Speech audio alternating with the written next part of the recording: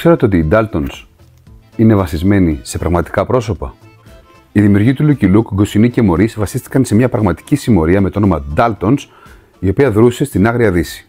Γι' αυτόν ακριβώς το λόγο, στο πρώτο κόμικ του Lucky Luke, στο οποίο εμφανίζονται οι Daltons, έχουν τα ονόματα της πραγματικής συμμορίας, δηλαδή Bob, Grat, Bill και Emmet. Στο τέλος εκείνου του κόμικ, οι Daltons πεθαίνουν. Ο Maurice κατάλαβε αμέσως τη δημοφιλία που είχαν οι Daltons και στεναχωρήθηκε πάρα πολύ που αναγκάστηκε να τους σκοτώσει.